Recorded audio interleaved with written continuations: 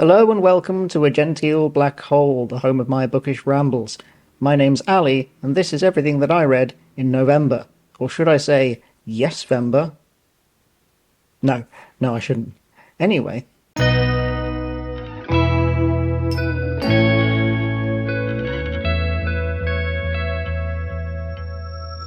if you saw my October reading wrap-up video, then you'll know that I spent that month on the struggle bus. The last week of October was particularly rough. It took me a whole week just to try and settle on a new book, what with kind of DNFs and false starts and everything. Thankfully, November, I kind of regained my equilibrium. In the end, I finished 4 books and got a decent way into a 5th, starting with... In the first week of November, I was particularly in the mood for some comfort reading. Can't imagine why. I started out by reading The Sanctuary Sparrow by Ellis Peters. This is a historical mystery from 1983, and it's the 7th in the Brother Cadfael Chronicles, about a crime-solving monk in medieval Shrewsbury. It had been a few months since my last Cadfael book, so I was definitely ready for another visit to the Abbey. The Sanctuary Sparrow begins with Lilywin, a travelling jongler, running for his life from an angry mob. He's just been entertaining at a wedding party for Daniel Orifaber and his new bride Marjorie, and the groom's father, a goldsmith called Walter, has been attacked and the contents of his strongbox plundered. Lilywin was the nearest scapegoat to hand. Luckily, he makes it to the Abbey in time to receive sanctuary, so it's up to Brother Cadfael to clear Lilywin's name and find out who really stole the loot. Was it the nosy locksmith who lives opposite the Orifabers, or the locksmith's journeyman, or his simple young servant? Or was it perhaps someone closer to home?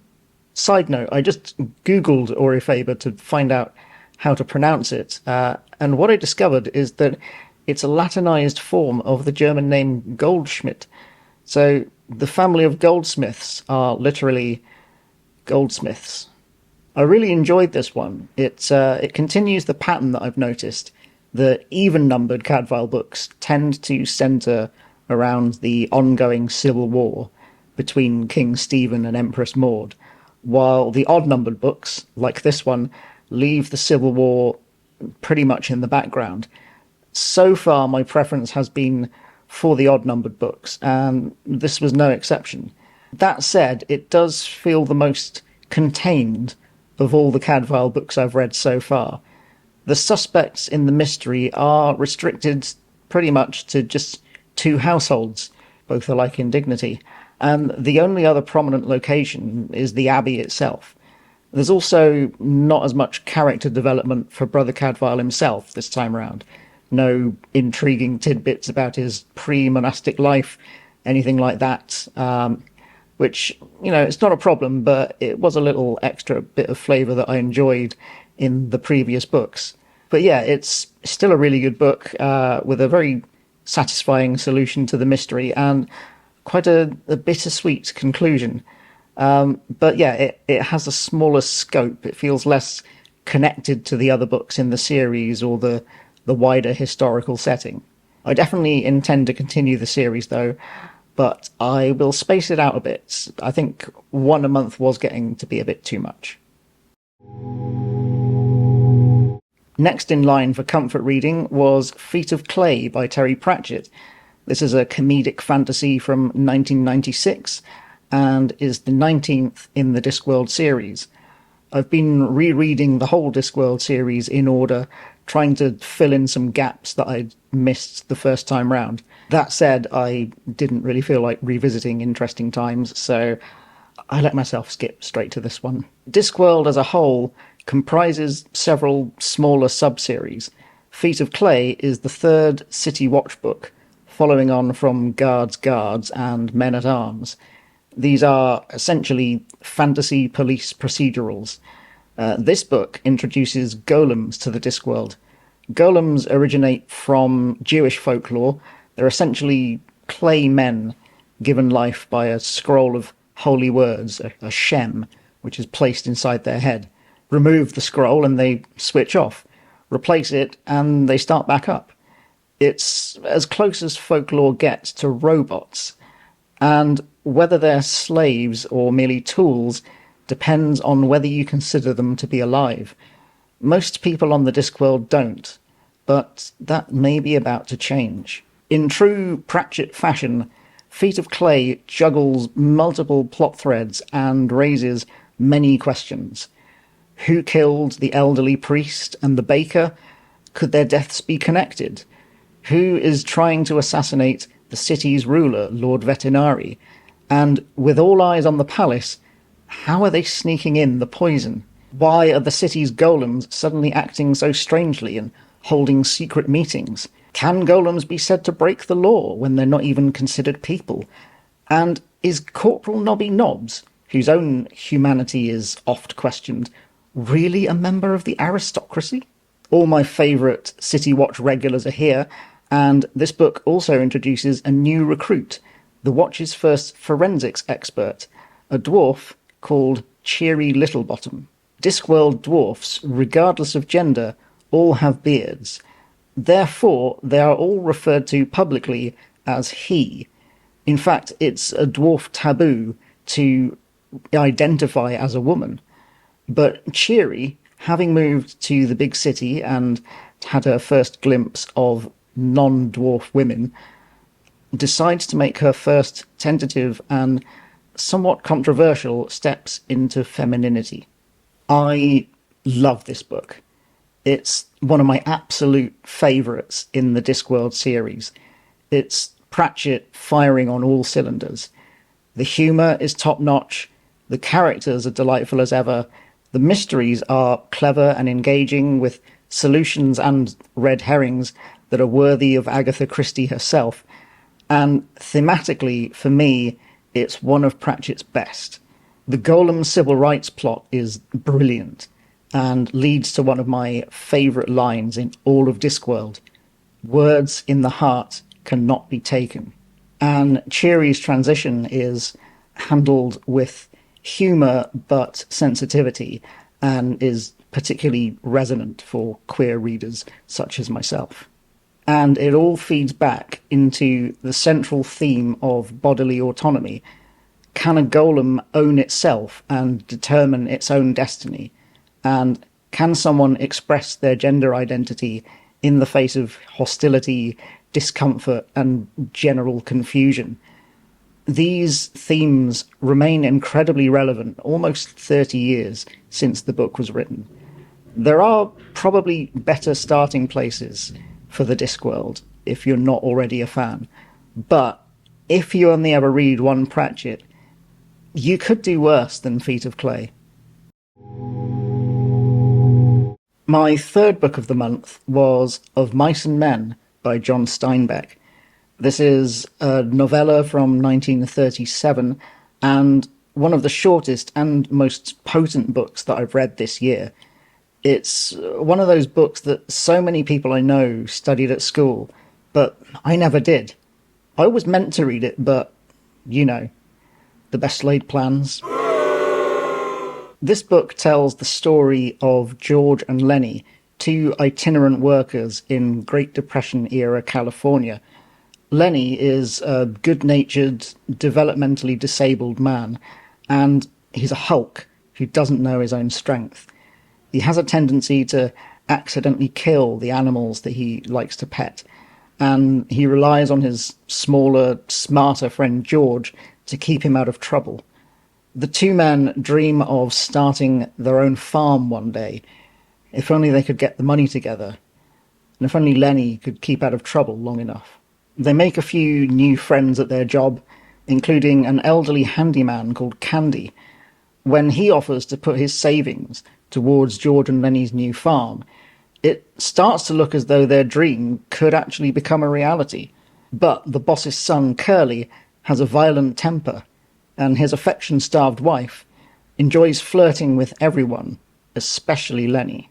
And one day, when Lenny is left unaccompanied and Curly's wife is feeling lonely, things hurtle towards an inevitable tragic end.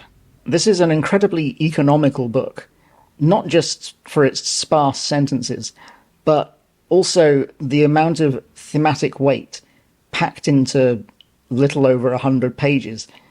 Every character, every event contributes to this central message that capitalism chews people up, spits them out, and destroys their dreams. The recurring theme of disability plays into that as well. Both Candy the handyman and Crooks the stable hand were injured on the job, and the workplace is happy to exploit Lenny's physical strength without ever caring for the needs of his intellectual disability. That said, it's a book that I admire more than I love. I can see what it's doing, and it does it extremely well. I can't fault it, structurally or thematically. But whether I really enjoyed reading it is harder to say. It's an important message, a very true one, still sadly relevant. But in the end, it's a bummer of a book, isn't it?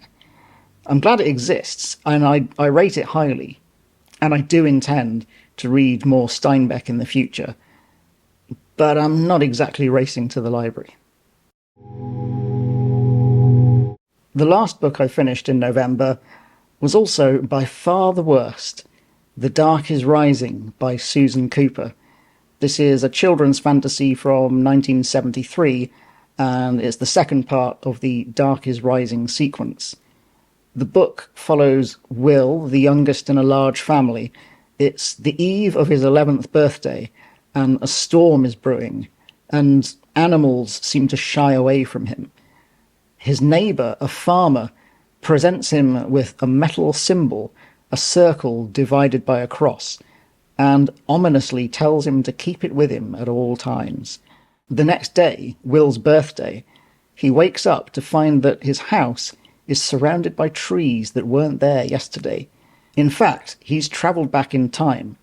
Here, or rather then, he meets a mysterious old man called Merriman, who tells him that he, Will, is in fact a member of the Old Ones, an ancient alliance fighting back against the Dark Ones. As such, it is his duty to collect the 6 symbols of power that will drive back the forces of darkness, as embodied by a horseman known only as the Rider.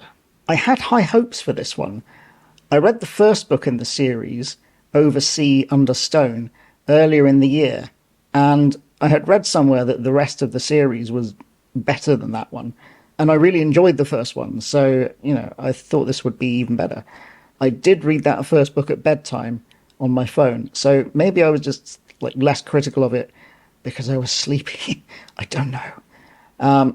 Anyway, as well as being inspired by Arthurian legend, this book also references folklore of the Thames Valley. That's where I live, so by all rights, this should have been especially resonant for me. But I found it really hard to give a toss about anything that was happening. The Dark Ones pose a very vague and abstract threat. The Old Ones represent vague, abstract good, which is barely distinguishable from the bad, and Will himself is a pretty bland non-character. He's inducted into this ancient alliance and given a heavy burden, and he seems to just have no strong feelings one way or the other. The battles between good and evil are just intangible, impossible to visualize or care about. By the end, I was rushing through the pages just to be done with it. Honestly, I probably should have DNF'd it. I definitely won't be reading any more in this series. And that's all the books I finished in November. I did also get a good part of the way through Inspector Imanishi Investigates by Seiichi Matsumoto, but since I finished that in December, I'll tell you about that next month. Spoiler, I liked it.